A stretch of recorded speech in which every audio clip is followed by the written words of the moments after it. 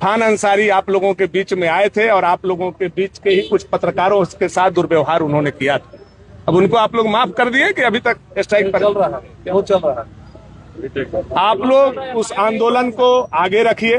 Bharatiya Janata party नैतिक रूप से आपके साथ में है। पत्रकार पर हमले के बाद सियासत गर्म। भानु प्रताप शाही का बड़ा बयान, माइक के साथ लाठी लेकर जाए पत्रकार। नमस्कार, मैं ओम कुंडू, आप देख रहे हैं सुशल संवाद। झारखंड की राजनीति में इन दिनों पत्रकार सुरक्षा का मुद्दा गर्मा गया है। हजारीबाग के स्वास्थ्य मंत्री इरफान अंसारी के कार्यक्रम के दौरान एक पत्रकार के साथ कथित धक्का मुक्की और हमले की घटना ने अब राजनीतिक रंग ले लिया है।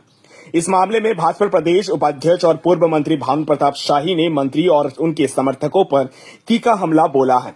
भानु प्रताप शाही के बयान के बाद राज्य की राजनीति में नया विवाद खड़ा हो गया है। दरअसल कुछ दिन पहले हजारीबाग के चर्चित ट्रिपल मर्डर मामले को लेकर स्वास्थ्य मंत्री इरफान अंसारी सदर अस्पताल पहुंचे थे, जहां उन्होंने मृतकों के परिजनों से एक बंद कमरे में मुलाकात की और बाद में मीडिया से बातचीत की।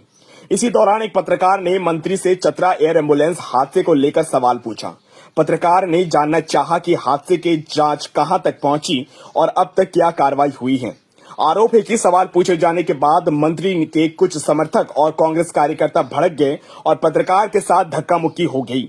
घटना का वीडियो और तस्वीर सोशल मीडिया पर तेजी से वायरल होने लगी, जिसके बाद पत्रकार संगठनों और विपक्षी दलों ने इसे प्रेस की स्वतंत्रता पर हमला बताया।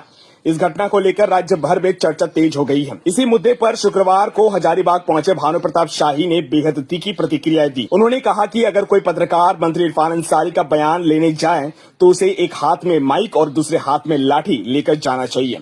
इतना ही नहीं, उन्होंने ये भी कहा है कि पत्रकारों को अपनी सुरक्षा के लिए लाइसेंसी हथियार तक रखना पड़ सकता है, क्योंकि कब मंत्री समर्थक हमला कर दे इसका कोई भरोसा नहीं है। भानु प्रताप शाही के इस बयान ने राजनीतिक माहौल को और गर्म कर दिया। भाजपा लगातार राज्य सरकार पर पत्रकारों की सुरक्षा को लेकर सवाल उठा रही है, जबकि कांग्रेस इस पूरे मामले को राजनीतिक बयानबाजी बता रही है।